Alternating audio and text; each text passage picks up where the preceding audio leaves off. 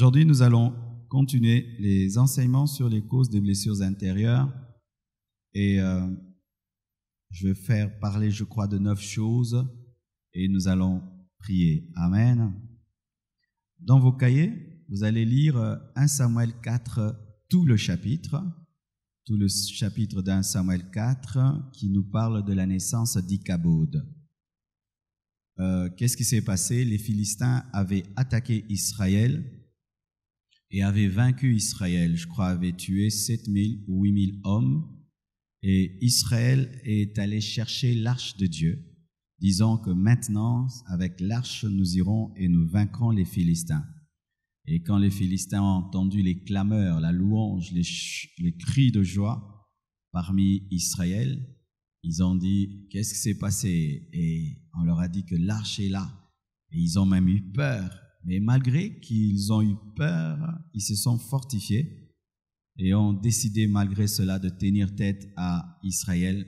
Et ils ont tué davantage des Juifs malgré la présence de l'arche, parce que l'arche n'était pas un fétiche. C'est-à-dire que si tu n'es pas en communion avec le Dieu de l'arche, l'arche ne fait rien pour toi.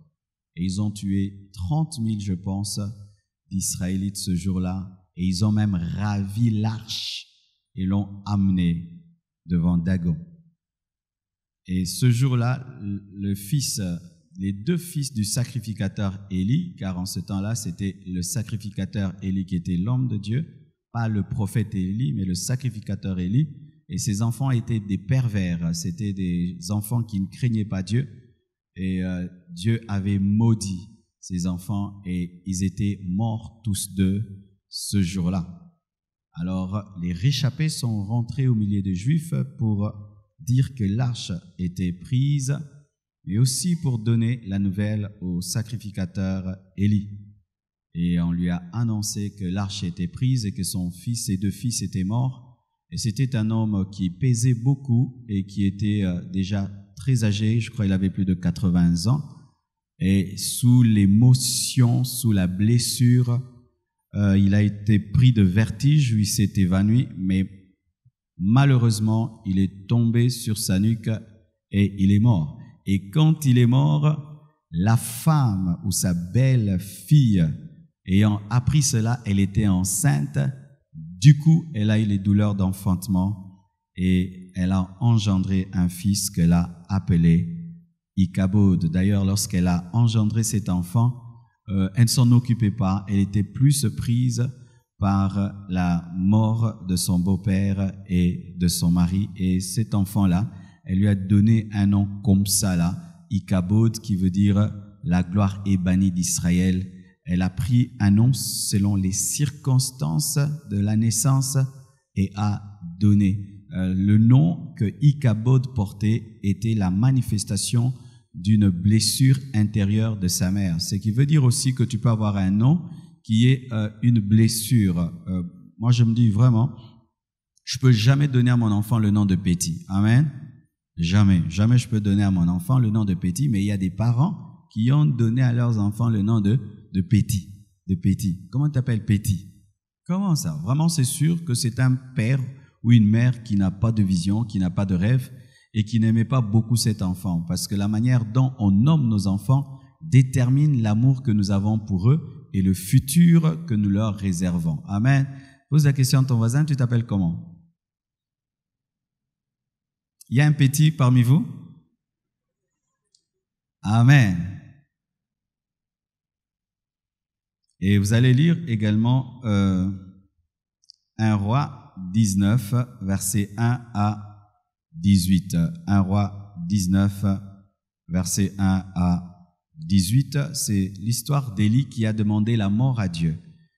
Élie pensait que lorsqu'il allait tuer les prophètes de Baal et d'Astarté, tout d'un coup, un puissant réveil allait venir en Israël. Il s'attendait à quelque chose qui n'est pas arrivé. Nos attentes, des fois, nous blessent, et j'en parlerai un jour sur les fausses attentes. Lui pensait, c'est pas que Dieu lui avait dit, lui pensait que lorsqu'il va tuer tous les prophètes de Baal et d'Astarté, du coup Jézabel va se convertir, un puissant réveil viendra en Israël, Mais au lieu que Jézabel se convertisse, Jézabel décide de tuer Élie. Et Élie doit fuir devant une femme. Et Élie prit des blessures de déception. Il a demandé la mort. Il a dit qu'il n'était pas meilleur que ses pères. Il a même cru qu'il était le seul prophète, alors qu'il n'était pas le seul prophète. Il y avait 7000 autres prophètes qui n'avaient pas fléchi les genoux devant Baal. Mais il a dit qu'il était le seul et il a demandé la mort. Il fallait que Dieu vienne le fortifier, même le nourrir pour qu'il reprenne vie. Une déception dans le ministère qui arrive des fois. Moi, ça m'est arrivé au début du ministère. J'avais tenu une croisade d'évangélisation sur l'enfer existe. C'était ma première croisade d'évangélisation. Alors, mes frères et sœurs, en ce temps-là, nous n'étions pas une très très grande église. Je pense que nous étions maximum 200 personnes. Et quand nous avons tenu la croisade, on avait atteint dans la croisade 1000 personnes. Et il y avait, je crois, 400 conversions. Bien aimé, quand j'ai vu le département d'évangélisation me parlera de 400 conversions, du coup j'ai dit, donc nous allons passer de 200 à 600 et je m'attendais à une croissance phénoménale de l'église. Après la croisade, j'avais jeûné, vraiment j'étais maigre comme un clou, j'avais prêché de tout mon cœur et pendant même cette croisade, on ne prenait pas des offrandes, donc on avait tout fait pour qu'il n'y ait rien à redire. À mon grand étonnement, mes bien-aimés, sur les 400, je crois qu'il y a eu 5 ou 6 personnes qui sont restées à l'église. On allait même suivre ces personnes à la maison. Elles niaient qu'elles étaient à la croisade. Et je vous assure, c'est une croisade que j'ai faite il y a très très longtemps. C'était en quelle année la croisade Enfer existe? Vous avez même oublié. Moi là, c'était quelle période? Maman Chantal. 2002-2003. Et vous savez, tellement que ma blessure était grande, j'avais plus fait de croisade. La deuxième croisade que j'ai faite, c'était en 2016, ici. Donc depuis 2003, j'ai oublié ces choses de croisade-là. J'ai dit non, ces choses-là ne marchent pas, trop de dépenses pour rien. Mais Dieu devait me guérir et jusqu'à ce qu'on a fait une croisade. Et je vous assure, pour la croisade de 2016, il y a eu au moins 600 convertis et près de 500 personnes sont venues à l'église et sont restées. Amen. Donc, frère, ne reste pas sur un échec. Amen. Ne reste pas sur un échec pour dire plus jamais. Il se peut que Dieu t'a seulement éprouvé. Amen. Il a seulement voulu te tester, voir si tu es persévérant et endurant. Et imaginez, j'ai perdu combien d'années? J'ai perdu 13 années. 13 années des blessures. Et aussi, j'ai fait une croisade d'ailleurs à l'étranger et qui a rempli l'église qui nous avait aussi aidés et qui a amené un réveil en Martinique jusqu'à aujourd'hui. Et donc, j'ai été guéri. Et bientôt encore, vraiment, je prie, terminez vite ces choses de construction pour faire vraiment ce que j'aime faire. Amen. Sortir dehors et présenter Jésus à des païens. Amen. Donc ça, c'était la crise d'Élie dans 1 Roi 19, 1 à 18. Nous sommes debout pour lire 2 passages principaux. On peut me donner un peu plus de son? Je ne me sens pas très fort aujourd'hui. Un peu plus de son. Genèse 4, 1 à 15.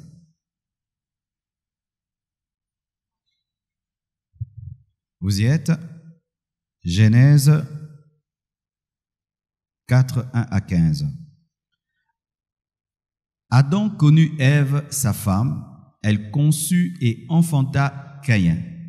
Et elle dit, j'ai formé un homme avec l'aide de l'Éternel. Elle enfanta encore son frère Abel. Abel fut berger et Caïn fit laboureur. On dirait que Caïn et Abel étaient des jumeaux. Pourquoi? Parce que si c'était 2 enfants, on appelle ça comment? 2 enfants qui sont nés chacun son tour, on allait dire Adam connut Ève, sa femme, elle conçut et enfanta Caïn. Et on allait encore dire Adam connut encore sa femme Ève, elle conçut, elle enfanta Abel. Mais on dit Adam connut sa femme une fois Elle conçut et enfanta Caïn, et elle dit, j'ai formé un homme avec l'aide de l'Éternel. Elle l'enfanta encore. On ne dit pas elle conçut encore. Amen. Elle enfanta encore son frère Abel. Abel fut berger et Caïn fut laboureur. Il se peut que les deux premiers enfants de la terre étaient des jumeaux. Au bout de quelque temps, Caïn fit à l'Éternel une offrande des fruits de la terre, et Abel de son côté en fit une des premiers-nés de son troupeau et de leur graisse. L'Éternel porta un regard favorable sur Abel et sur son offrande, mais il ne porta pas un regard favorable sur Caïn et sur son offrande. Caïn fut très irrité et son visage fut abattu. Et l'Éternel dit à Caïn, « Pourquoi es-tu irrité et pourquoi ton visage est abattu? Certainement, si tu agis bien, tu relèveras ton visage, et si tu agis mal, le péché se couche à la porte et ses désirs se portent vers toi, mais toi domines sur lui. » Cependant, Caïn adressa la parole à son frère Abel, mais comme ils étaient dans les champs, Caïn se jeta sur son frère Abel et le tua. L'Éternel dit à Caïn, « Où est ton frère Abel ?» Il répondit, « Je ne sais pas. Suis-je le gardien de mon frère ?» Et Dieu dit, « Qu'as-tu fait ? La voix du sang de ton frère crie de la terre jusqu'à moi. Maintenant tu seras maudit de la terre qui a ouvert sa bouche pour recevoir de ta main le sang de ton frère. Quand tu cultiveras le sol, il ne te donnera plus de sa richesse. Tu seras errant et vagabond sur la terre. » Caïn dit à l'Éternel, « Mon châtiment est trop grand pour être supporté. Voici, tu me chasses aujourd'hui de cette terre. Je serai caché loin de ta face.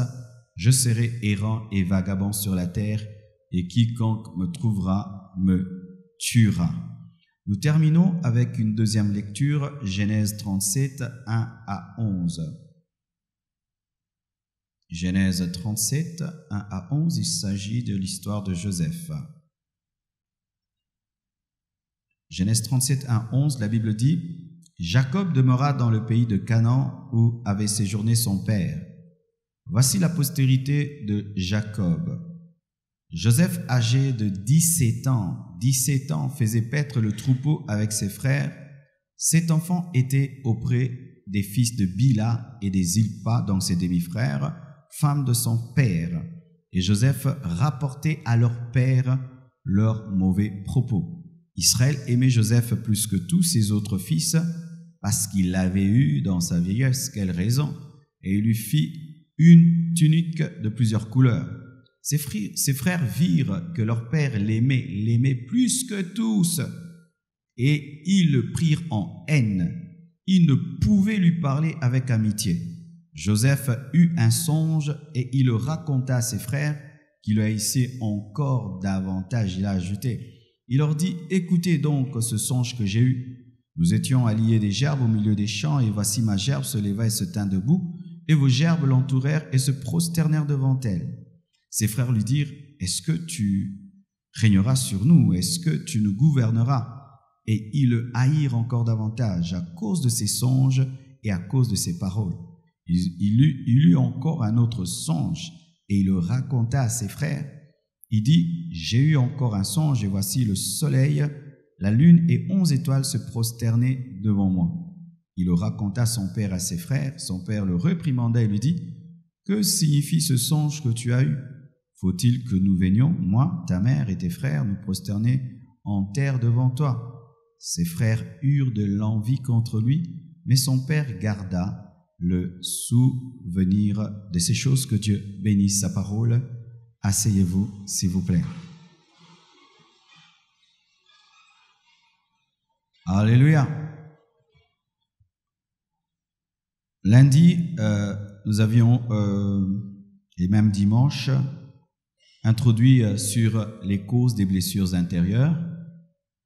Comme l'avons dit, il n'y a pas d'effet sans cause, il n'y a pas de fumée sans feu, il n'y a pas de maladie sans gène pathologique, et il n'y a pas de blessures intérieures sans cause extérieure. Aujourd'hui, je vais parler d'une première cause des blessures intérieures. Il s'agit de l'échec. L'échec. Que ce soit dans le domaine financier, matériel, intellectuel, émotionnel, social, ministériel, dans tous les domaines, l'échec souvent cause une blessure à l'âme. Tout homme normal veut réussir.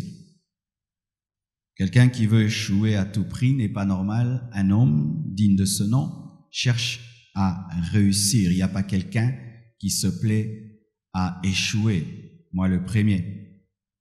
Mais la vie est faite des succès et aussi des échecs. Et pour nous, les enfants de Dieu, Dieu nous forme aussi par l'échec.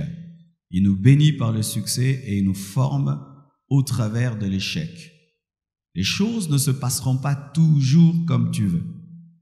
Tu n'auras pas forcément tout ce que tu veux, car tu n'as pas la maîtrise des temps et des circonstances. Je bénis Dieu, je suis en train de lire le livre d'un serviteur de Dieu. Il conseille même aux pasteurs de prier pour leurs fidèles afin qu'ils puissent être forts lorsque les choses ne se passent pas comme ils veulent, car il dit qu'il y a un temps pour tout. Étant donné qu'il y a un temps pour tout, des fois il y a un temps pour rire, un temps pour pleurer. Et chacun de nous un jour dans sa vie a eu à pleurer.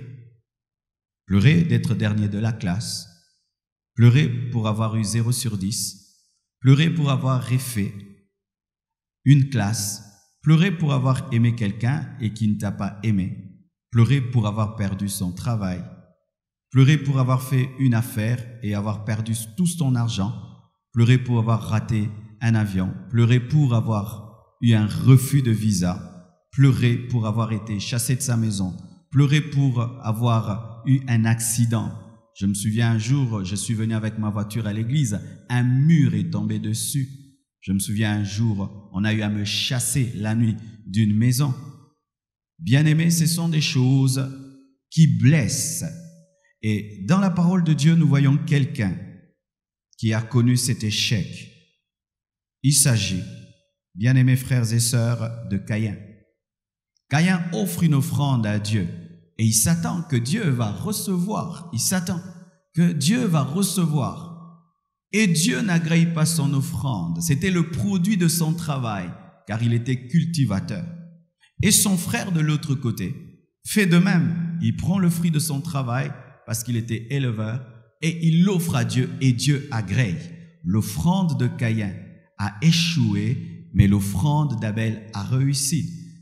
Les études de Caïn ont échoué, les études d'Abel ont réussi. Le ministère de Caïn a échoué, le ministère d'Abel a réussi. Le projet de Caïn a échoué, mais le projet d'Abel a été un succès. Comment vis-tu le succès des autres? Certaines personnes sont blessées par le succès des autres. Si Caïn était seul et qu'il avait offert une offrande à Dieu et que Dieu ne l'avait pas agréé, il serait blessé, mais pas trop. Sa blessure est devenue grande lorsqu'il n'a pas été agréé, mais qu'il a vu Abel, son frère, être agréé. Tu échoues à l'école, ton frère réussit. Ton mariage est un échec, le mariage de l'autre est un succès. Ton ministère est un échec, l'autre, l'église est en train de grandir. Tu pries, il n'y a pas de miracle, l'autre prie, la puissance de Dieu se manifeste. Tu prêches, les gens disent je suis édifié.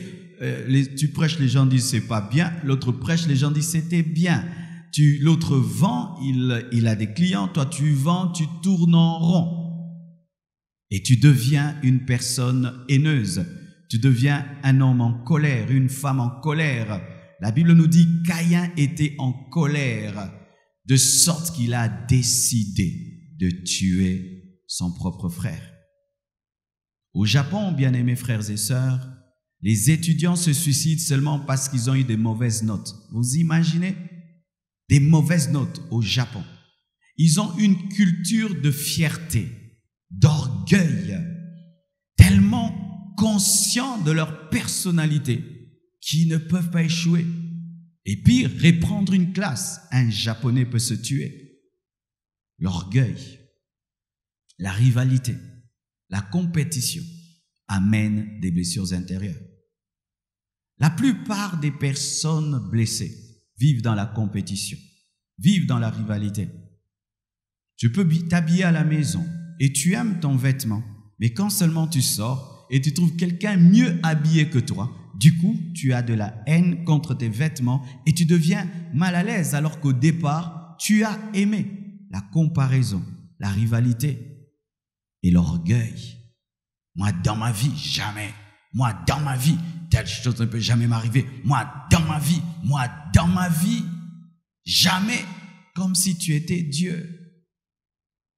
Nous avons vu l'arrestation d'un grand président africain, bien aimé dans une chambre. Il était en contre-sueur, en cinglé, comme nous le disons ici au Congo, humilié publiquement. Il ne pouvait jamais s'imaginer qu'un jour, lui, pouvait connaître cela. Bien aimé, les jamais, c'est bien de le dire quand Dieu t'a dit. Mais si les jamais proviennent de ton orgueil, le jour que ton jamais sera brisé, tu pleureras. C'est quand tu vois un premier de la classe, seulement parce qu'il a dit, moi, jamais. Je peux être troisième de la classe. Et un jour, tu es troisième de la classe. Certains arrêtent les études. Pourquoi? J'étais troisième de la classe. Moi, jamais un homme ne peut me refuser, comme certaines sœurs le disent. Moi, jamais un homme ne peut refuser.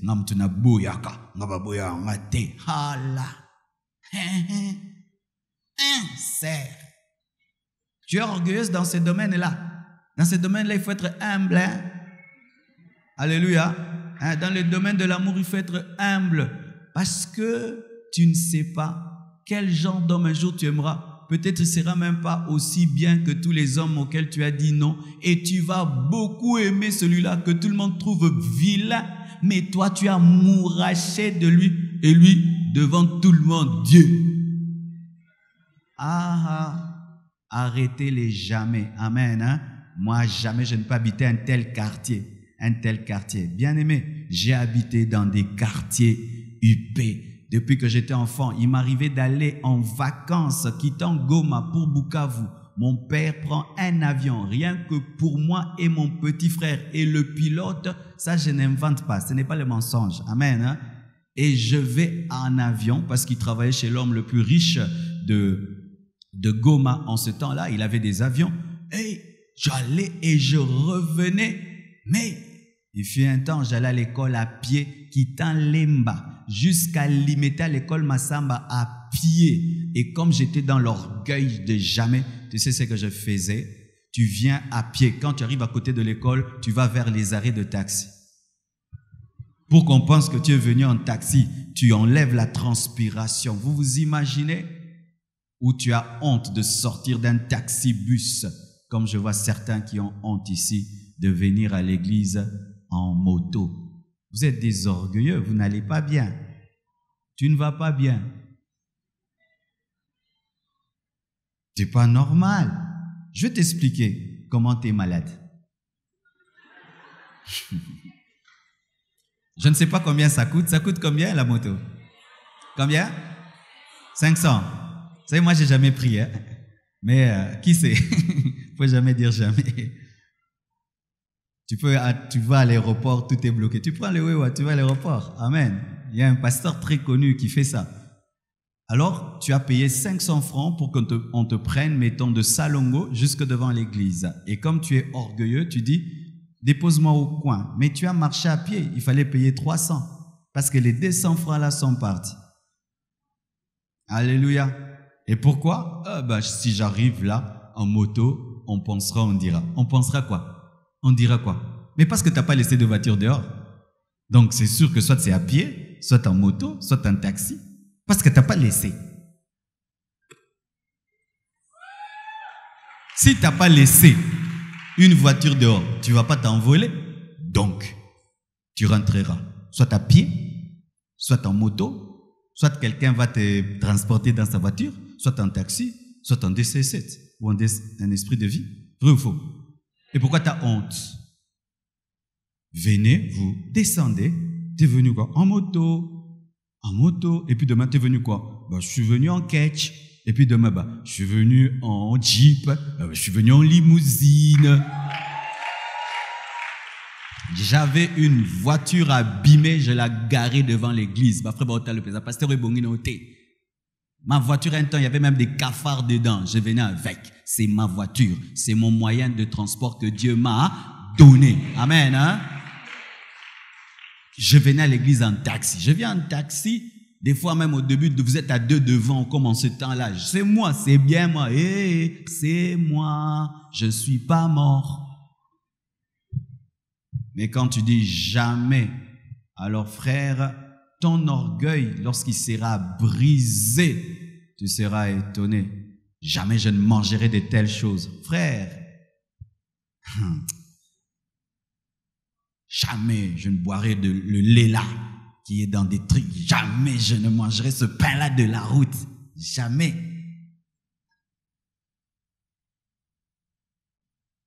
J'ai déjà pris la bouillie avec du sel parce qu'il n'y avait pas du sucre. Oui, comme tu me vois là. Je sais vivre dans la richesse et dans la pauvreté. Tu me donnes beaucoup, je mange. Tu me donnes peu, je mange. Ce n'est pas important. L'important, c'est mon esprit. Alléluia. Quittez l'orgueil. Orgueilleux. Ton brisement sera grand. Même dans le ministère, jamais moi je peux prêcher à 20 personnes, 30 personnes. Moi je prêche des foules. Ndeko. Et un jour tu prêches bien. Les gens ne viennent pas. Tu fais des miracles, ils ne viennent pas. Tu deviens le pasteur des 20 fidèles. Ne dites jamais, jamais si Dieu n'a pas dit jamais. Soyez humble, acceptant la souveraineté de Dieu. Amen. Hein? La souveraineté de Dieu. Il m'est arrivé de prier pour des malades. Paralytiques ont marché. Dans mon bureau, j'ai au moins 8 béquilles des paralytiques qui ont marché. Et j'aimerais vous dire, moi-même, ça m'étonne quand il marche, parce que des fois, tu veux lui poser, frère, mais en Afrique du Sud, dernièrement, je suis allé, j'ai vu quelqu'un avec des béquilles, je lui ai ravi ses béquilles, il n'a pas marché. Il n'a pas marché devant tout le monde, en public.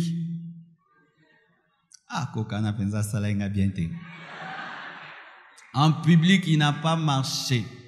Il attendait ses béquilles et il pleurait, j'ai mal. Heureusement que j'étais mort à moi-même. Hein. Est-ce que c'est moi qui fais marcher les paralytiques? Dieu t'a pas fait marcher, c'est pas mon problème. Je l'ai oublié, je commence à prier pour d'autres personnes. J'ai prié pour d'autres personnes, tu es guéri, je suis guéri, je suis guéri, je suis guéri. Mais si tu es orgueilleux, oh Dieu, pourquoi tu m'as abandonné? Dieu a dit que tu allais toujours réussir. Il a dit qu'il ne t'abandonnera pas. Tu traverseras la vallée de l'ombre de la mort, mais il sera toujours avec toi. Et quand même j'ai appris que ces grands prédicateurs évangélistes qui font des grands miracles ne se concentrent que sur ceux qui marchent. Il peut prier pour 500 aveugles. Il n'y a que 10, il ne présente que les 10. Les autres, vous rentrez par la petite porte. Alors, est-ce qu'il est Dieu? Non, il n'est pas Dieu. L'orgueil empêche de rester en paix dans l'échec. Les orgueilleux consomment mal l'échec. C'est pourquoi certains orgueilleux n'osent plus rien faire. Je ne ferai plus rien. Tu penses que c'est une décision d'humilité? Non, c'est son orgueil. Frère, nous marchons aujourd'hui, pourquoi? Nous avons marché, puis nous sommes tombés. L'enfant marche, il tombe, il se blesse, il pleure, il marche encore, et puis il devient un grand athlète. Amen. Hein? L'échec. Frères et sœurs, une autre chose qui blesse, c'est la brutalité. La brutalité physique, la brutalité verbale. Et nous avons donné l'exemple de Tamar qui a été violée par son frère. Mais ce n'est pas seulement le viol qui blesse l'âme, même taper quelqu'un et surtout taper un enfant. Vous savez, les mains des parents sont faites pour donner de l'amour à l'enfant, pour le toucher quand ils veulent lui dire je t'aime, le caresser, le toucher. Mais quand la main qui doit dire je t'aime, c'est la même main qui vient frapper Et certains psychologues disent que même quand tu veux frapper ton enfant, n'utilise pas ta main, utilise peut-être un bâton ou utilise une ceinture, parce que si l'enfant dit tu m'as tapé, tu dis non, ce n'est pas moi, c'est le bâton qui t'a tapé. Ils disent de telles choses, mais j'y crois pas trop. Mais ça étonne parce qu'ils disent qu'il faudrait pas que la main qui le nourrit, la main qui le protège, soit la main qui le frappe. Certains au milieu de nous, vous n'avez pas le vrai caractère de votre destinée parce que vous avez été des enfants battus. Battus. Il a été démontré scientifiquement, si tu prends des souris, tu les mets dans un bocal et au-dessus du bocal, tu mets de l'électricité. Quand les souris veulent sortir et sont électrocutées, elles rentrent dans le bocal. Elles sont électrocutées, elles rentrent dans le bocal. Tu fais ça pendant longtemps. Un jour, enlève l'électricité, mets la souris dans le bocal. La souris ne va jamais oser sortir du bocal, même sans l'électricité. Pourquoi? Son esprit a accepté qu'elle ne sortira jamais du bocal et son esprit sentira l'électricité sans qu'il y ait l'électricité. Si chaque fois qu'un enfant pleure, les parents, au lieu de dire qu'est-ce qui ne va pas, c'est frapper, cet enfant ne saura plus dire ce qu'il a dans son cœur. Et même quand ça devient un adulte, même s'il se marie, il ne sait pas dire ce qui est dans son cœur. Parce qu'avant, quand il était enfant, dire ce qu'il a dans son cœur, c'était une gifle, une baffle. Et tu deviens un adulte, tu ne sais jamais revendiquer tes droits, tu ne sais jamais parler, tu ne sais jamais t'exprimer. La seule chose quand tu veux t'exprimer, c'est te renfermer ou pleurer. Mais c'est parce que tu as tellement été brimé que même si tu deviens adulte, tu n'y arrives pas. Quand j'étais chez mes parents, je priais beaucoup fort. C'est comme ça qu'on nous avait enseigné. Un homme de prière prie fort jusqu'à déranger la maison. Alors je priais très fort. Mais mon père m'a dit non, tu nous déranges, tu nous empêches de dormir. Et il avait raison. Arrête de déranger, arrête de déranger, arrête de déranger. Alors quand je priais et que je sentais une forte onction, je me souvenais de mon père et je diminuais. Bien-aimés frères et sœurs, je disais, quand je serai chez moi à la maison, je vais commencer à crier comme je veux parce que c'est chez moi. Bien aimé, quand j'ai eu ma maison, j'arrivais pas à crier. J'arrivais pas à crier. Je sentais toujours mon père même chez moi. Jusqu'à ce qu'un jour, j'ai dit non, au fait, c'est chez moi. J'ai fait du bruit. Mais aujourd'hui, en grandissant, je ne crie plus parce que je sais que je crie trop en prêchant. J'économise mon énergie, mais ce n'est plus parce que je sens sa présence. Mais je vous assure, au début, c'était ça. Donc, quand tu es tellement brimé, frappé, ce n'est pas seulement ton corps qui est frappé, même ton âme. Un enfant battu n'est pas normal, Et pire, battu par sa mère, surtout battu par sa mère. Car souvent, qu'est-ce qui arrive quand les papas frappent? C'est la mère qui a porté l'enfant qui vient s'interposer. Mais si c'est la maman, des mamans terribles qui mettent même du piment dans les yeux, qui mettent du piment partout, qui sont des championnes en punition, qui brûlent l'enfant. Ça, c'est terrible. Alléluia. Les blessures physiques, pas seulement les blessures physiques, les blessures verbales. Il y a des gens qui disent « Betanga mekofingangate ». Tu as déjà entendu ça? Frappe-le comme tu veux, mais ne l'insulte pas. Ce sont des personnes qui sont très sensibles aux paroles. Ce sont souvent les personnes qui expriment leur amour en paroles qui ne supportent pas les insultes. Il y a des gens qui réclament des cadeaux pour sentir de l'amour. D'autres réclament des moments de qualité pour ressentir de l'amour. D'autres réclament qu'on les touche pour ressentir de l'amour. Mais il y a des gens, pour ressentir de l'amour, ces personnes se contentent seulement des bonnes paroles, des compliments. Et les personnes qui sont très sensibles aux compliments sont également sensibles aux injures. C'est quand quelqu'un, rien que entre guillemets, tu dis ce n'est qu'une parole, il prend des décisions contre toi comme si tu l'avais frappé toute la nuit, parce que ces personnes fonctionnent avec les paroles et peuvent ressentir une flèche, une épée dans une parole, une chicotte dans une parole, un marteau dans une parole, un emprisonnement dans les paroles. Alors tu peux dire, moi on m'a jamais frappé. Mais pourquoi je suis si triste? Moi, on m'a jamais frappé. Pourquoi je suis si haineux? Pourquoi j'ai ce mauvais caractère? Il se peut que toi, ce n'est pas la brutalité physique, mais la brutalité des langages. Alléluia. Une autre cause des blessures intérieures, c'est le rejet. Le rejet. Lorsque Caïn a offert son offrande à Dieu et que Dieu n'a pas exaucé son offrande, bien-aimé, il s'est senti rejeté par son Créateur et cela lui a donné la colère de sorte qu'il a tué son propre frère. Lorsque David était rejeté par ceux qu'il aimait, dans le psaume 109, nous avons lu, « Je les ai donné mon amour et en échange, ils m'ont donné de la méchanceté. » Le rejet amène une blessure intérieure parce que tu te sens réellement comme un déchet dans une poubelle. Amen. Hein? Tu vois le déchet dans la poubelle, comment nous prenons une vieille chaussette et nous la jetons dans une poubelle. Une personne, quand elle est rejetée, elle se sent ainsi, une personne naturelle. Mais quand tu es spirituel, mon frère, il faudrait que tu puisses être capable de transcender le rejet des hommes. Amen. Hein? Tu dois être capable de transcender le rejet des hommes. Car pour nous les hommes spirituels, le rejet des hommes cache une direction divine. Un homme ne peut me rejeter sans que Dieu l'ait prévu. Et si tu me jettes dans la poubelle, c'est pour que Dieu puisse m'y ramasser car il est spécialiste en ramassage. Alléluia. Le rejet. Et je vous assure à l'église, nous devons veiller sur ça. C'est pourquoi l'église doit être championne en accueil. Frères et sœurs, quand le culte prend fin, arrêtez de faire ceci. On dit Amen et vous faites des groupes. Vous vous saluez entre vous. Je bénis Dieu d'avoir rencontré des frères et des serviteurs de Dieu qui comprenaient cette douleur lorsqu'on est un nouveau dans une église. C'était des bien-aimés qui approchaient les nouveaux venus sans être le département du protocole et le département d'évangélisation. Vous ne pouvez pas savoir à quel point un nouveau venu dans une assemblée si grande se sent dépaysé. Vous ne pouvez savoir. Il vient pour la première fois dans votre église et quand on dit Amen, ça devient comme un grand marché. Il aimerait même qu'on lui dise bonjour, tu viens d'où, comment ça va, ou même le regarder et le saluer.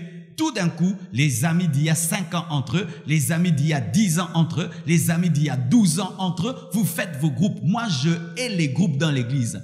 Si j'aime des groupes, c'est des groupes qui font grandir l'église. Mais des groupes qui deviennent comme des kystes à l'église ne servent à rien. Alléluia. Et certains même, ils se comportent à l'église comme quand on était à l'école, des gens qui font les groupes 2, et on n'entre jamais dans leur groupe. Et si tu entres dans leur groupe, tu as trouvé grâce, comme si c'est le Saint-Esprit qui t'a accepté.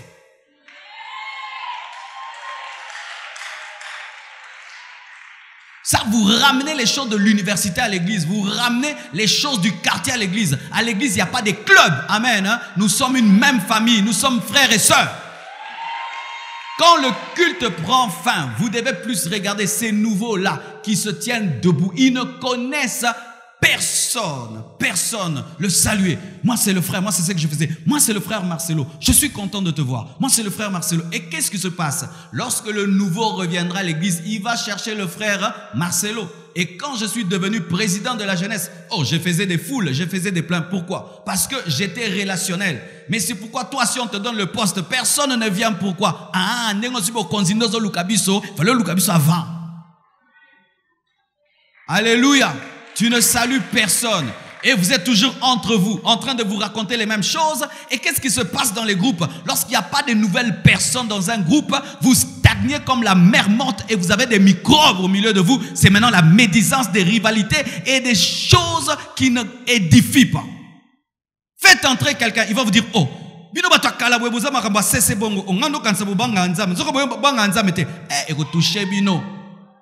mais quand vous êtes un groupe de gens de 10 ans, 15 ans, vous commencez à vous couvrir et vous ne vous édifiez pas.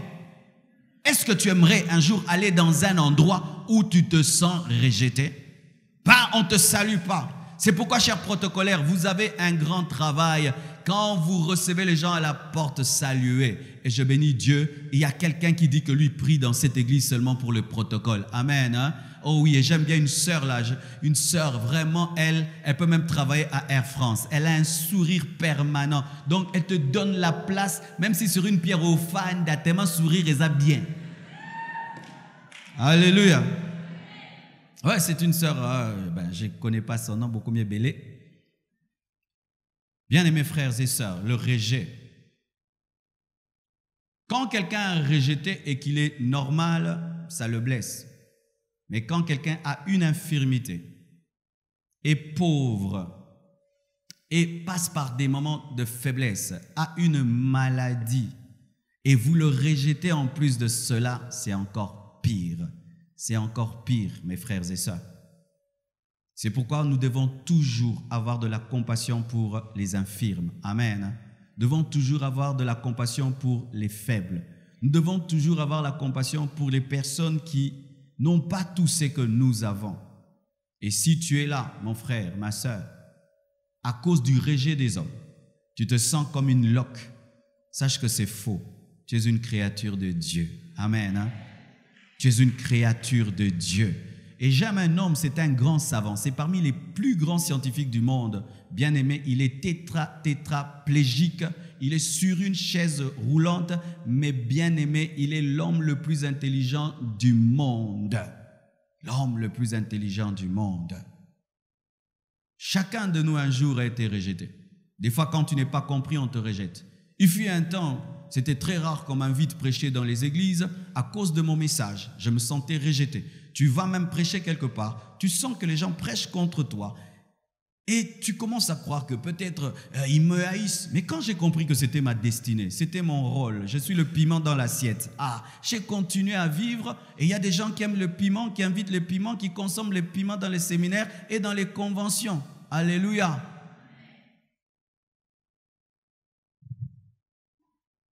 D'autres, c'est l'ingratitude. Les Congolais appellent ça merci bapesa namboa. Alléluia. Ils ont même chanté dessus. Une fille avait pendant toute l'année académique payé les études de son fiancé. Toute l'année. Et ne faites surtout pas ça. Amen. On ne paye pas les études de son fiancé. Amen. Parce que c'est une dette morale. Peut-être qu'il ne t'aime pas, il risque de t'aimer seulement pour les frais académiques et il ne te donne pas tout son amour parce qu'il a une dette morale. Lorsqu'on est fiancé, il faut éviter de se donner des trop grands cadeaux. Amen. Hein? Mais elle, pire, ce n'était pas des cadeaux. Elle a payé les études de ce garçon jusqu'en première licence, jusqu'à ce qu'il ait fini ses études. Mais quand ce garçon finit ses études, il a épousé une autre femme. Et cette fille a pleuré et pleuré et pleuré à cause de l'ingratitude. Certains parents se sont privés des bijoux, des bons vêtements, nourriture et tout, pour que leurs enfants aillent dans des bonnes écoles et même voyagent, aillent en Europe. Mais l'enfant va en Europe, il devient blanc plus que les blancs. Ça vraiment, nous, les Africains, on exagère. Bien aimé, les blancs, ils prennent soin de leurs parents. Nous regardons les films en disant le blanc est comme ça. Non, frères et sœurs, tous ne sont pas comme nous voyons là.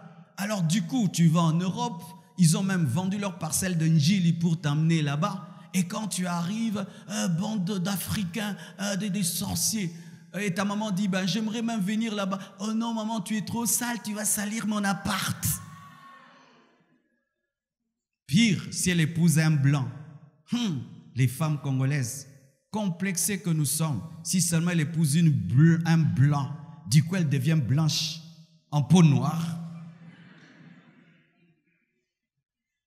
Ne voulant même pas visiter ses parents, que ses parents ne viennent pas. Pourquoi son mari blanc sera mal à l'aise? Mais ce sont tes parents qui t'ont élevé, qui t'ont éduqué et qui ont même fait que tu puisses aller en Europe. Et il y a des parents comme ça. Et qu'est-ce qui arrive? Vous voyez un parent qui prenait soin de ses enfants, après une telle déception, il commence à négliger tous les autres. Les autres payent l'ingratitude de l'aîné.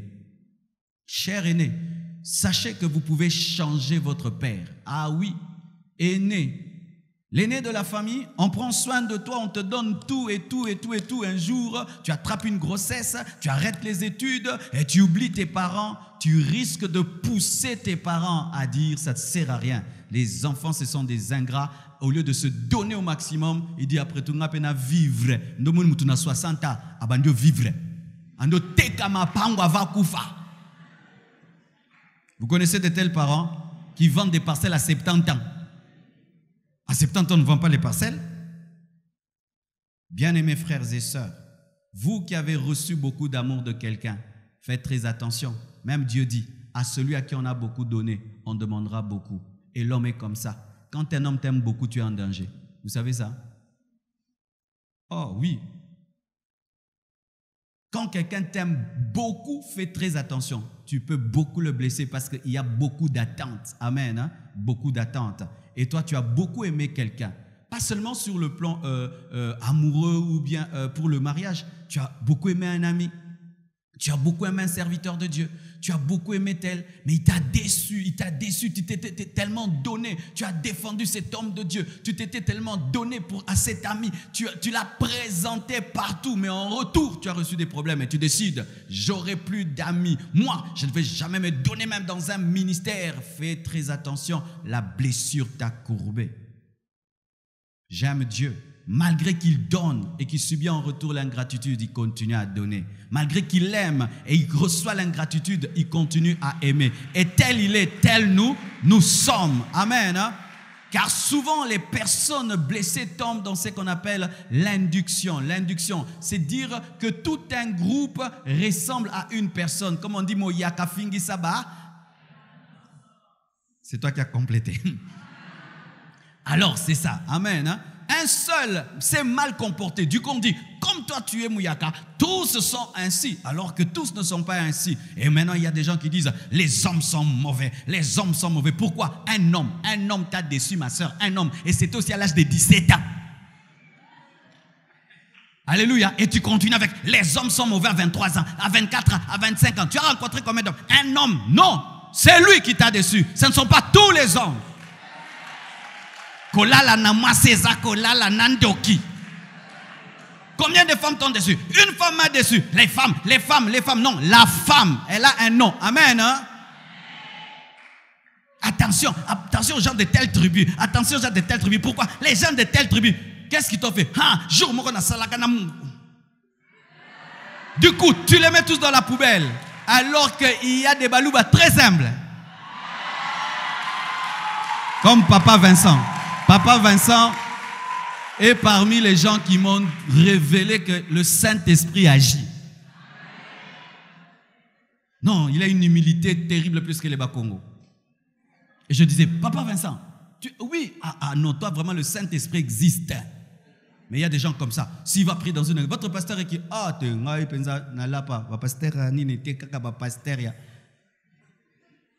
Tu es de quelle tribu, ma sœur?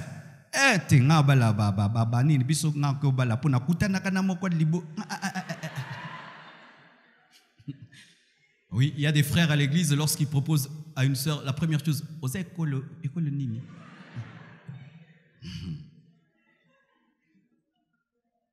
alléluia. L'ingratitude. David a aimé ses amis, mais en retour, ils lui ont rendu la méchanceté, de sorte qu'à dans le psaume 109, il a maudit ses amis. Il a réclamé leur mort. Et là, il n'est pas un modèle. Amen. Jésus-Christ a aimé ses disciples. Et quand il est passé par des moments difficiles, ses disciples l'ont abandonné. Mais il a prié pour eux et il les a récupérés. Amen. C'est Jésus le modèle. Je dis, c'est Jésus le modèle. Je dis, c'est Jésus le modèle. Amen. J'aime ce qu'un homme de Dieu a dit. On lui a dit, mais pasteur, mais il y a des gens autour de toi qui te font du mal. Mais il dit, oh mon frère, Jésus n'avait qu'une église de 12 personnes, il avait un Judas. Moi j'ai plus que Jésus, je dois avoir beaucoup de Judas parce que lui, il y a beaucoup de Judas, moi on a 12 personnes, il faut beaucoup de Judas. Tu vois, quelqu'un qui est prêt à subir l'ingratitude n'est pas blessé par l'ingratitude. Amen. C'est ce qu'on appelle la pensée de souffrir. Quand tu as déjà la pensée de souffrir, tu ne t'attends même pas à ce qu'on te dise merci, mais tu donnes parce que tu aimes Dieu et tu aimes ton prochain. Mais si tu t'attends, Bien-aimé, tu arrêteras de faire du bien à l'homme parce que peu d'hommes sont vraiment des hommes bons. Amen. Et d'autres sont blessés par la souffrance matérielle financière. Ismaël a vécu dans la richesse, mais un jour il y a un problème entre Agar et Sarah. Ce n'était pas lui le problème, c'était Agar et Sarah. Et Sarah a peur pour sa descendance. Mais lui n'a jamais demandé à Abraham de connaître sa mère, qui était la servante et qui était égyptienne. Il n'a rien demandé. Bien-aimés, sachez que les enfants n'ont rien demandé. Amen. Hein? Des fois, nous avons de la colère contre des enfants, mais n'ont rien demandé. Ton mari te trompe et il engrosse une femme et cette femme engendre un enfant et tu as de la haine contre cet enfant. Cet enfant n'a pas demandé de naître. Il n'a rien demandé. On ne lui a pas demandé sa permission. Et il naît dans ce conflit-là. Il y a des promesses, des prophéties sur Abraham et sur Sarah, et il trouve son père incrédule qui va et qui prend sa servante, et cela crée des problèmes. Et même, bien aimé, c'est Sarah qui a permis cela. Mais après, elle change. Et il a vécu dans la richesse parce qu'Abraham, c'était un homme très riche, et il est jeté dans le désert avec sa mère, avec une cruche d'eau. Quelle colère! Tu mangeais du miel, tu mangeais du pain, tu mangeais des gâteaux et tu n'as qu'une cruche d'eau. Tu mangeais 3 fois par jour, maintenant vous mangez par délestage. Bien-aimé frère, as-tu déjà connu ça? J'ai vu des enfants haïr leurs parents. Haïr leurs parents, c'est ta faute, papa. C'est ta faute, maman. Et je vous assure, quand nous sommes passés par des moments difficiles, des fois je sentais cela, où tu veux dire à ton père que c'est lui qui a causé ça. Tu veux le haïr parce que si tu ne manges pas à ta faim, tu ne portes pas des vêtements à la mode, tu n'habites pas le quartier que tu veux, c'est ta faute. Mais quand j'ai connu Dieu, je me suis fâché contre lui. Pourquoi? Il est mon père, mais j'ai un Dieu. Il est mon père, mais j'ai une destinée. Vous qui vous fâchez contre vos parents parce que vous n'êtes plus comme avant, vous n'avez plus comme avant. Même Jésus a dit, dites notre Père qui est aux cieux. Il n'a pas dit notre Père qui est sur la terre. Un chrétien a 2 pères. Il a le Père céleste et le Père terrestre. Et quand le Père terrestre est pauvre et qui n'a plus rien, oh mon Père céleste est là. Et qu'est-ce que j'ai commencé à faire? J'ai commencé à avoir la foi en Dieu et j'ai appris à demander à mon Père céleste des choses. Frères et sœurs, vous voyez la foi que j'ai aujourd'hui où je peux croire qu'on peut acheter une parcelle d'1 million, on peut construire 2 niveaux, 3 niveaux, 4 niveaux, qu'ici, j'ai appris cette foi dans la maison de mon Père où il a tout perdu, il a perdu le travail, mais tu vas à l'église, tu dois bien t'habiller, tu prêches, mais des fois tu veux, mais il ne peut pas, il n'a pas. J'ai appris ceci, à demander à Dieu. Comment j'ai appris, mes frères? Dieu m'avait enseigné que lorsque tu demandes les choses en général, tu ne sauras pas que c'est Dieu qui t'a donné. Dieu m'a appris à lui demander précisément. Et je commençais à demander, Seigneur, je demande une cravate verte. Verte. Un bengang au nom de Jésus. Dans la chambre. Mon onction pour la cravate.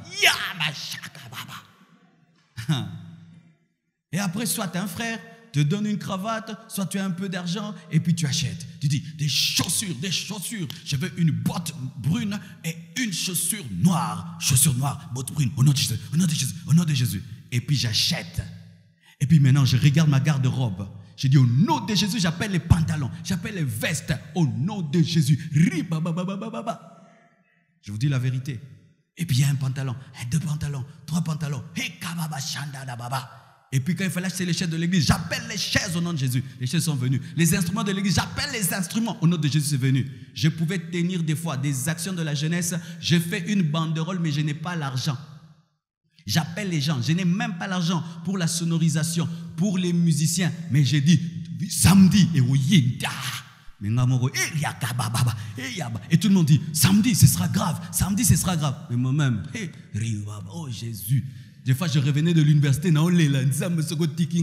tu vois une maman de l'église vient. Au fait, est-ce que vous avez déjà la sonorisation? Ah, Dieu va pourvoir, mais Dieu m'a convaincu, vous donne, vous sautez pour $40. C'est avec cette foi que je suis devenu ce que je suis.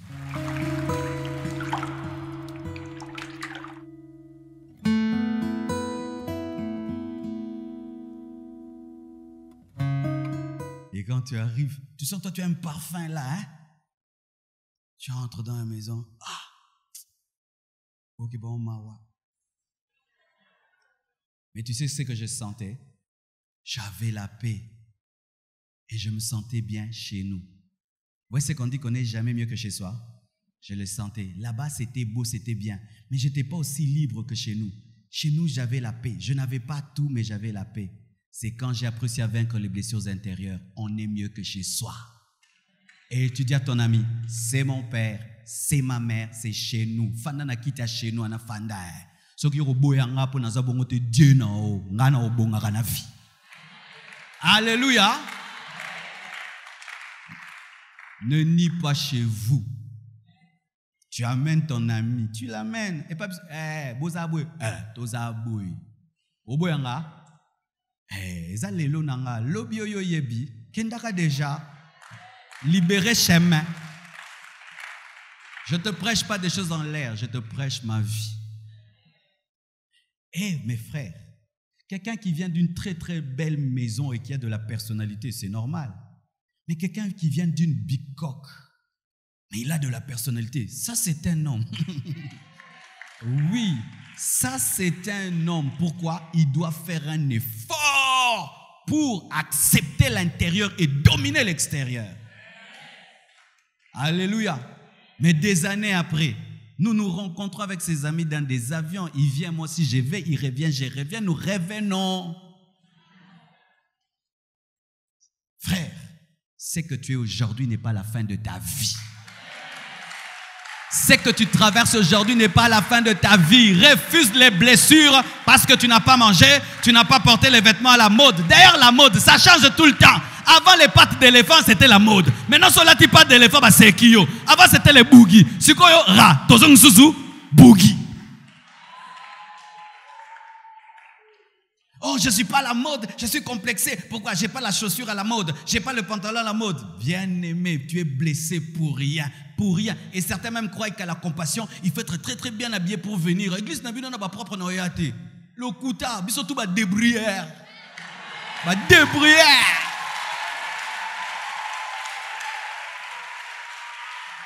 Les débrouillards là, ils te font peur. Alors quand tu n'as pas un nouvel habit, tu ne vas pas à l'église. Des choses qui arrivent. Hein? Ah non.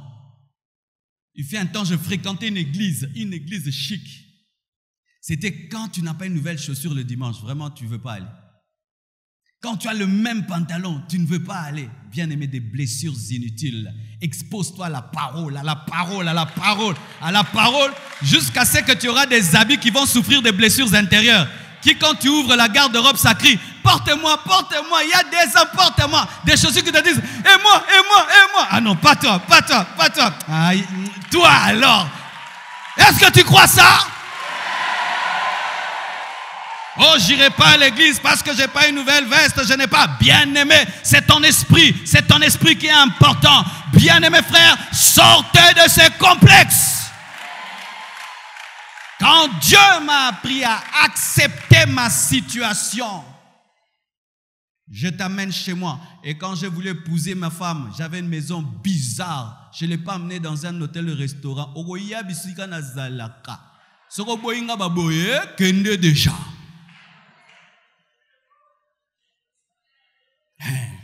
Elle habitait limitée. Moi, Moussoualou. Les maisons là, ndaku, on appelle porte.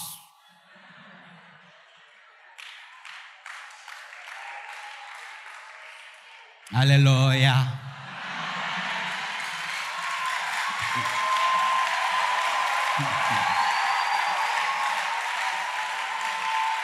Et il n'y a même pas de porte d'entrée. Vous connaissez ces parcelles-là? Il n'y a pas de porte. Donc c'est la cour et puis dehors. Moi j'habitais là. Une seule porte de sortie. Il n'y a pas de porte, rien qu'une porte. Quand il pleut dans ma maison. Des gros rats dans ma maison. Au point où j'avais peur d'aller dans mon dépôt. Une seule chambre, un salon, une salle de bain.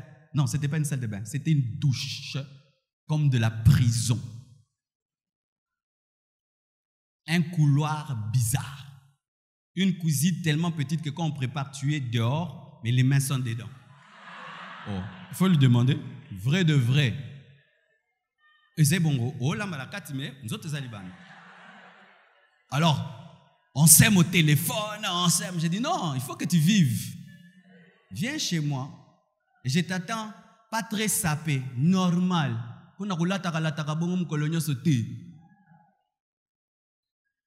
Et ça, stratégie non peut soit. Donne-moi la main, je vais te parler. Lorsque tu veux épouser une femme, toi tout le temps tu es en jean, en polo. Pourquoi tu vas porter une veste, une cravate? Parce que toi tu n'aimes pas les vestes et les cravates. Soit toi, parce que c'est le toi là qu'elle aura. De peur qu'elle puisse aimer quelqu'un d'autre. Que toi tu ne seras pas tout le temps. Moi je m'habille en veste ici, à l'église. Mais moi j'aime pas ça. Ça c'est pour le travail. À la maison, je suis comme je suis. Na jean, na polo. Na zalaka bongo, na palin zalaka bongo. Donc, voyez.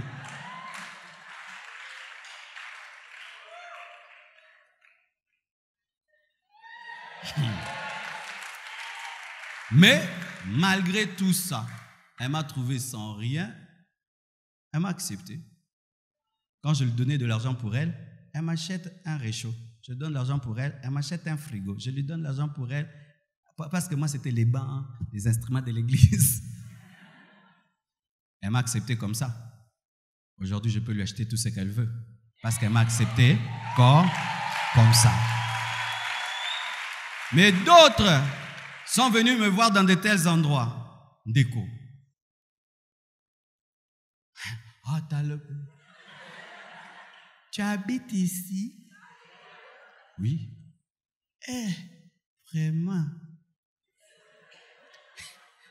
Et nous, on avait un test. Quand on veut épouser une fille, on doit te faire préparer la nourriture. Quand tu arrives jusqu'à l'ambela bisokara, tout ça quoi lambaka elo. Et quand c'est pour que ça kitoko bi lambate, bon on a kitoko no. Et pour que tu aies une énergie, faut nalia. Ma frère Amikolo, tu es jolie, aïbo lambate. Jolie quoi. Elle s'est préparée grave, hein.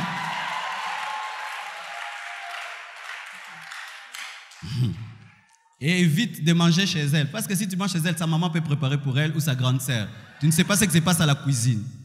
Quand tu viens seulement me voir, comment tu vas? Eh ben, tu peux nous faire un peu? On lui demande de faire un peu. Oh, elle nous a donné une réponse, hein. J'ai dit non, c'est pas elle. Bien-aimé, présentez-vous tel que vous êtes et acceptez votre réalité. Accepte tes parents, ta mère, ton frère, ton mari, tes enfants. Accepte ta réalité. Embrasse ta réalité. C'est ta réalité. C'est ce que Dieu t'a donné. Il ne t'a pas donné autre chose. Ce sont mes enfants, c'est ma femme, ce sont mes frères. Quand quelqu'un vient, il me veut me voir. Je prêche en Europe et tout. Il vient. Oh, pasteur Marcelo, mais la compassion, c'est seulement comme ça. C'est seulement comme ça. Il n'y a pas. Il y aura, mais il n'y a pas. Mais il y aura. Là-bas, il y aura 2 étages, 4 niveaux. Mais bon, et ça en attendant.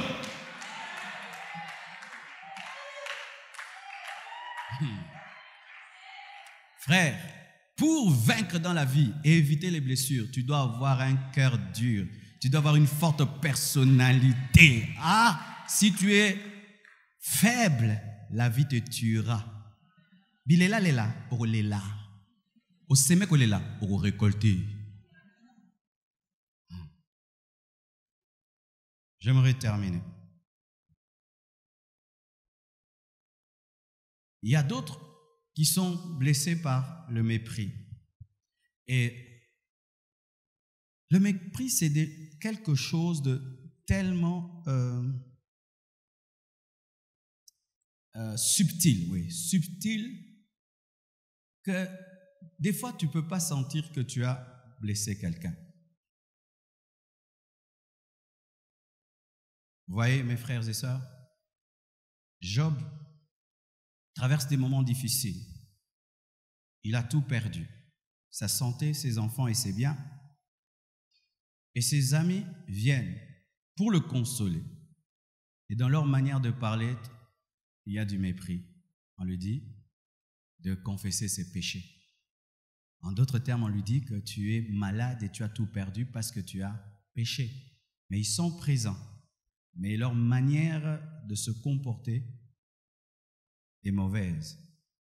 Mes frères et sœurs, dans la vie des autres, il ne faut pas seulement être là. Il faut bien être là. Quand même tu salues quelqu'un, il faut bien le saluer. Vous savez ça? Parce qu'il y a des gens qui saluent, mais qui saluent mal. Si tu me salues comme ça, tu m'as salué. Si tu me salues, Boué, comme le roi du Maroc, après Sambo te Boué, Yakoumeka, quand ça lamba baigné. Moi, la première fois, j'étais étonné. Et il y a des rois du Maroc ici. Et ils ne saluent pas les gens comme ça. C'est comme si tu vas lui donner le choléra. C'est comme si te salue bien, donc, Oyambi Molimo Santo. Quand vous saluez les gens, regardez-les et une bonne poignée. Amen. Hein? Une bonne poignée. La personne sent vraiment ta main. Amen. Hein? Mais quand vous donnez comme si vous ne voulez pas et vous ne fixez pas les gens, faites très attention. Ou même quand vous causez avec quelqu'un, mais vous regardez ailleurs. C'est parmi les problèmes aujourd'hui dans les couples, n'est-ce pas? Ton mari te parle, il est sur son Internet. Il te parle, il est dans son téléphone. Tu parles à tes enfants, tu es dans ton téléphone. Moi, mes enfants me disent, hey, papa, tu ne nous regardes pas. Oh, tu te rends compte? Mais en fait, vous disiez, le mépris peut être même dans le regard. N'est-ce pas les gens qui regardent du bas jusqu'en haut disent beaucoup? On appelle ça kodo, kodongola. Mais est-ce que kodongolo fingi? Peut-être que... Et il y a des gens champions dans le mépris du regard. Et on te dit toujours Tala Amabé. On t'a déjà dit ça. Il faut le prendre au sérieux. Parce que ton regard peut blesser les gens et te créer des sérieux problèmes. Rien que ton regard. C'est pourquoi des fois, regardez-vous dans un miroir. Regarde comment tu regardes. Si tu aimes toujours regarder les gens avec dédain, frère, même si tu dis une chose, comme ton regard ne l'a pas dit, c'est le langage du regard qui sera capté. Évitez de mépriser les gens, parce que les mépris blessent, mais aussi, si les gens ont l'habitude de te mépriser, de te regarder avec dédain, de te regarder avec répugnance, de te saluer sans te regarder, voici ce qui peut te protéger, te permettre de vaincre cela. Être tellement chargé d'amour de soi que on peut s'en emboter, on a vraiment n'habité ce qui se on peut s'en emboter ce sanganini na penza na yebite ki nazo pesa pesa ngamboter ah ndeko yo Yesu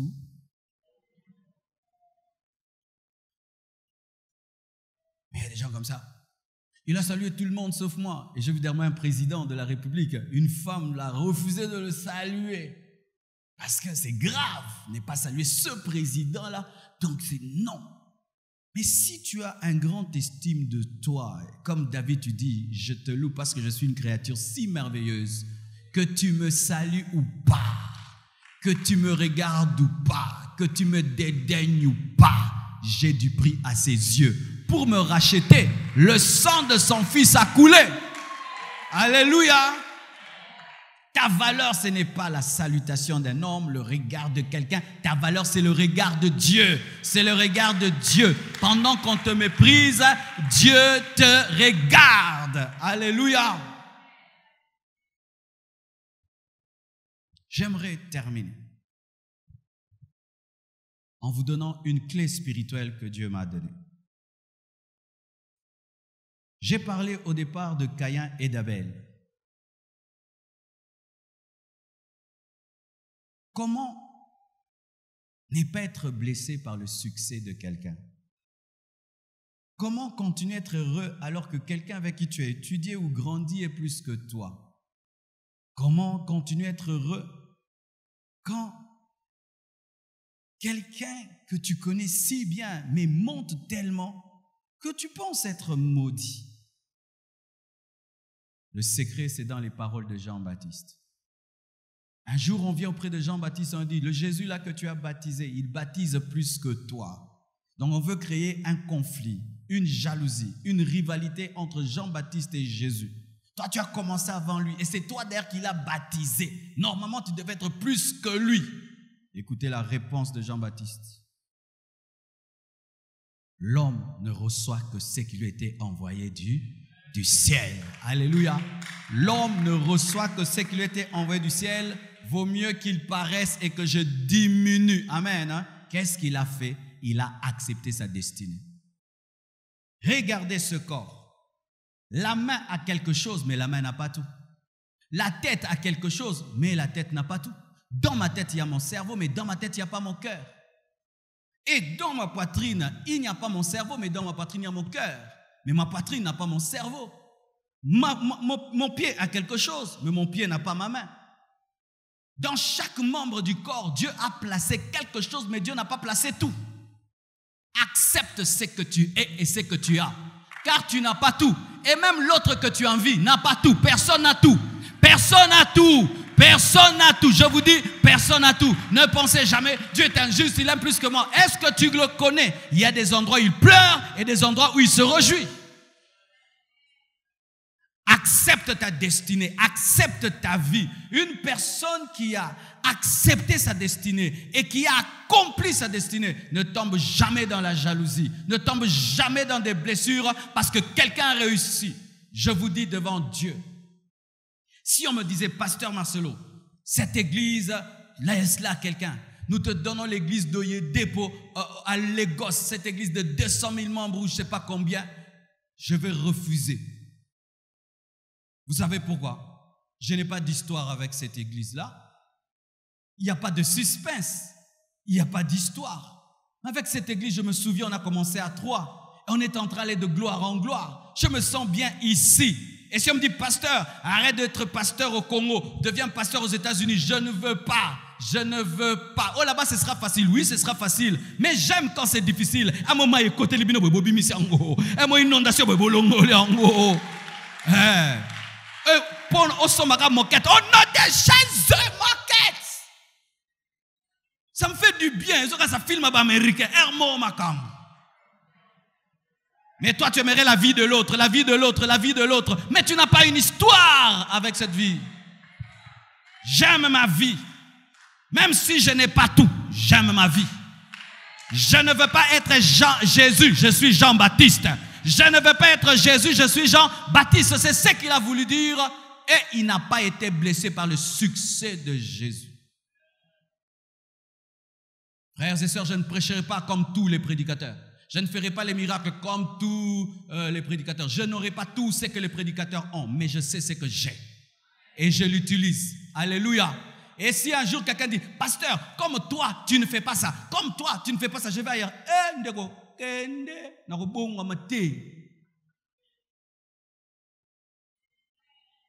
Imagine que tu es un chirurgien du cœur. Et un jour, on t'amène le cas du cerveau. Et la personne dit, oh pasteur, comme tu n'arrives pas, médecin, tu n'arrives pas à soigner le cœur, je vais chez le chirurgien du cerveau. Et ok,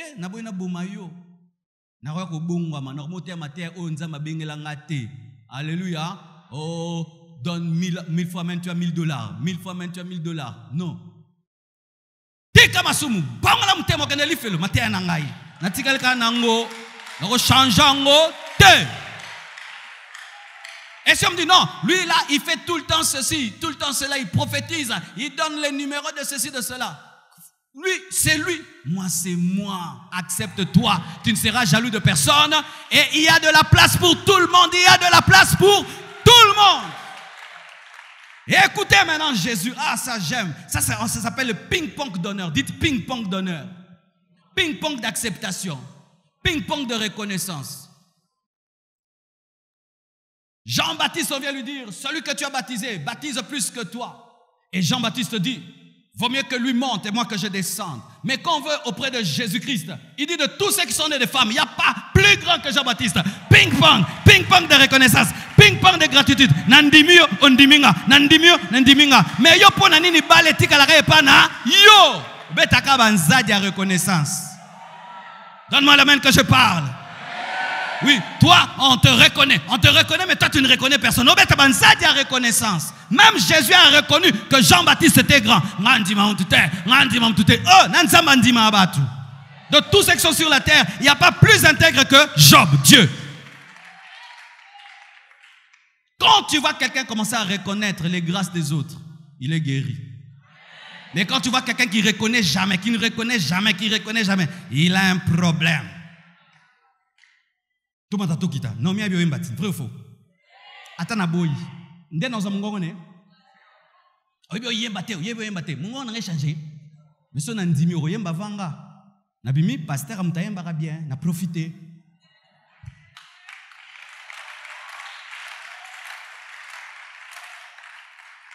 J'aime ce que Dieu fait dans la vie des autres, mais cela ne m'amène pas à nier ce que Dieu peut faire dans ma vie. J'aime un footballeur, il joue bien, mais je sais que moi, je ne peux pas jouer comme lui. Je l'aime, qu'il réussisse dans son domaine. Moi aussi, j'ai mon domaine. Tu es le cerveau, tu es la tête, gère le cerveau. Laisse la poitrine gérer le cœur. Est-ce que vous comprenez ça? Chacun son couloir dans la vie. Même quand les athlètes commencent la course, chacun a son couloir. N'envie pas le couloir de l'autre. Dieu qui t'a créé a un plan avec toi. Fais ceci, découvre-le seulement et atteins-le. Tu seras épanoui. Tu seras épanoui. La première fois que je suis allé au zoo, j'étais étonné. Et vraiment, on a fait qu'ils ont qui mu kolo au mon lion na ba joyo. Non. Mais qu'est-ce qui m'a étonné? Quand tu vois le lion, tu vois la majesté du lion. Tu sens vraiment que c'est le roi de la forêt. Tu sens le roi. Et quand tu vois le lion, tu te dis non.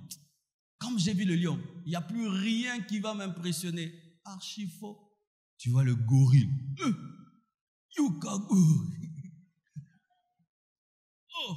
Et tu vois des gens autour du lion, mais aussi des gens autour du gorille. Tu vois l'éléphant. Tout le monde veut le nourrir. Il est là, tout calme, mastodonte. Et il y a un animal. Oui, je le respecte. À côté du lion, à côté de tous ces autres-là qui sont musclés, costauds. Girafe. Je vous dis, dans Ayabe,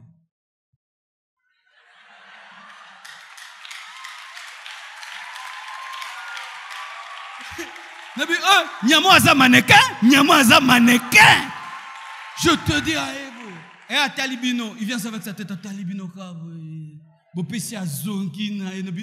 Fier, boy. Mais à côté du lion, à côté du guépard, à côté de tous ces animaux-là, mais la girafe est fière d'elle. Bien-aimé, aime-toi, accepte ta vie. Bénis Dieu pour ce que tu as. Bénis Dieu pour ce que tu es. Bénis Dieu pour ton présent. Et Dieu te donnera ton futur.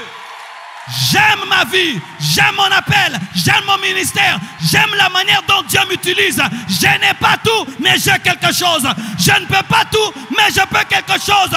Je ne peux pas tout faire, mais je peux faire quelque chose. Si Dieu t'utilise, gloire à Dieu. Si Dieu te bénit, gloire à Dieu. Mais tu n'as pas épuisé le stock. Il y a aussi ma part. Il y a aussi ma part. Quelle que soit la grandeur et la gloire d'une étoile, l'autre étoile brille aussi à côté. Tu brilles, moi aussi je brillerai. Tu brilles, moi aussi je vais briller. Tu es étoile, je suis étoile.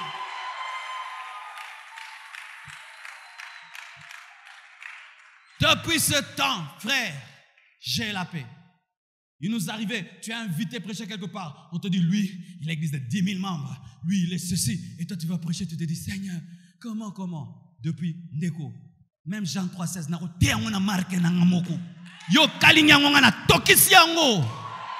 Oh, donne-moi la main. Oh, je te donne des clés du succès, des clés du succès. Comme lui a fait, moi je ne ferai pas. Non, il y a tokisaki, ngana ko kalinyango. Amsuba ngara marqué ko tokisa msusu yako kalinga.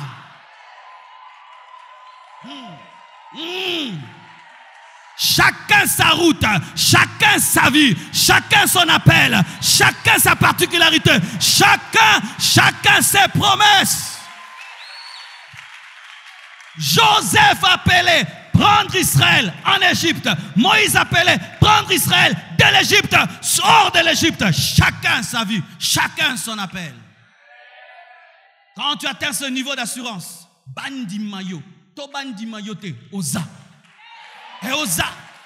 Finga flero, o finyango, yo flere, il fallait oza la sokinini boy, lobi okuta kaza flere. Finga manga, yo sukale leka, lobi manga, kolia peye. Mango sukale mingi anana, mekaso anana, kandengo kuta kyango. A changer goûter pour yo sepelite. To zuye nengaza, to tiki na yo.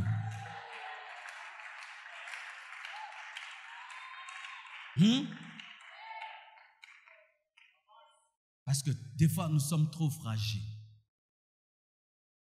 Un païen même m'a donné un conseil sur ces gens qui insultent sur Internet. Vous savez, quand tu as un ministère sur Internet, c'est grave. Hein? Tu peux te rêver dans la joie. Tu vas sur Internet, on t'insulte que tu es magicien, que tu es faux pasteur, tu es ceci. Ça te fait perdre ta joie. Alors un jour, je suis allé sur Internet voir qu'est-ce que les gens disent de telles personnes qui vont sur Internet seulement pour faire du mal aux autres. Écoutez le païen qui dit, il ne faut jamais te concentrer sur les gens qui ne t'aiment pas, concentre-toi sur les gens qui t'aiment. Et il donne l'exemple d'un musicien païen. Quand il a fait sortir un clip, les j'aime pas, il y en avait, je crois, j'ai oublié, peut-être 30 000 j'aime pas. Tu t'imagines, 30 000 j'aime pas sur une vidéo, c'est trop. Mais il n'a pas arrêté de chanter parce qu'il n'y avait pas que des j'aime pas, il y avait aussi des j'aime. Il a continué à chanter pour ceux qui aiment, mais il est païen. Combien de païens on les insulte tous les jours? Mais ils ne se suicident pas. Le bien abimisi nzembo mususu. O ayemba kamabe, abimisi danso esi marite, mususu ameki kaka. Mais toi tu es un enfant de Dieu. Natiki nangai, esimbite, bazoti melangati. Yeka baba, obando lela na langue. Yaka baba. Arrêtez ça, arrêtez ça. Ainsi dans ma vie, je suis prêt à deux choses. Des gens qui vont m'aimer et d'autres qui ne vont pas m'aimer. Et si tu ne m'aimes pas, ça ne m'étonne pas. C'est normal. Tu es un homme, tu es libre. Tu es libre de m'aimer et libre de ne pas m'aimer. Oh, ta prédication ne m'a pas touché. C'est normal. La prédication de quelqu'un d'autre te touchera. Mais moi, je regarde celui qui est touché. Je continue pour lui. Et c'était parmi les secrets que notre pasteur nous avait donné quand on prêchait. Il disait, quand tu prêches, regarde les gens qui suivent bien. Prêche pour elles. Et celles qui n'aiment pas subiront ce que tu prêches aux gens qui aiment. Sinon, les hommes vont te détruire. Et les hommes, ils sont changeants. Dites changeants. Un jour, il va aimer, un jour, il n'aime pas. Un jour, il n'aime pas. Et puis, tu laisses te dire, eh bon, tika il pas nini. Nando comprendre, mais tu n'as pas comprendre, monsieur tika qui. Bat baza bongo. Ayo tika il soit loco. Vous allez comprendre, ngote. Et puis lobby, abi zalara bien. Yo tika pona moto. Tu te tues pour quelqu'un qui est changeant. Et surtout les Congolais, dites Congolais. Congolais ça dit mais on loba mais on kanisa ngote. Kende yo, obandole là. Aussi on sérieux. Sinando le bagagate papa. Yo peso so comme sérieux, surtout le Congolais qui ne puisse pas t'influencer. Une femme, un jour son mari meurt, elle pleure. Enterrez-moi avec lui, enterrez-moi avec lui, enterrez-moi avec lui, enterrez-moi avec lui. Et il y avait quelqu'un qui était sérieux, il pensait que c'était sérieux, il dit, oh ok, et prenons un moment enterré. Non, c'est une façon de pleurer. Alors il y a des gens qui pleurent comme ça en décourageant les autres. Toi tu prends au sérieux, tu viens de chanter comme ça. Sylvain, les pensa, voir crapaud moko salé libiso. Yo zongi pensa, sambe na comme beaucoup de crapaud. Azena kanda de pindago, amonika ga ekite la yo.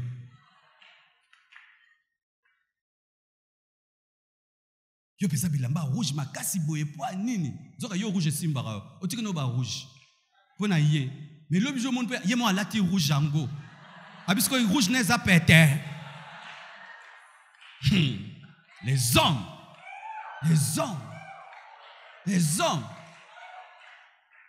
tu prêches la sainteté, tu prêches la condamnation, tu prêches la grâce, tu pousses les gens au péché. Tu commences à faire des miracles, lui aussi a touché. Tu arrêtes le miracle, il est seulement enseignant. Tu prêches comme ça, il devient pape, il n'est plus profond. Tu prêches en profondeur, à comme aussi là. Osane. Sois toi. Il y aura ceux qui vont aimer, d'autres qui ne vont pas aimer. Que Dieu vous bénisse abondamment.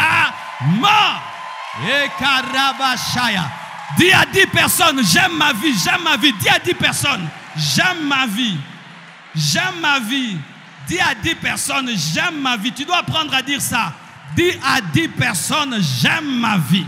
J'aime ma vie. J'aime ma vie. Je suis fier de ce que je suis. Je suis fier de ce que j'ai. Je suis fier. Même si je n'ai pas tout, j'ai quelque chose. Même si je ne possède pas tout, j'ai quelque chose. Même si je n'ai pas tout, j'ai quelque chose.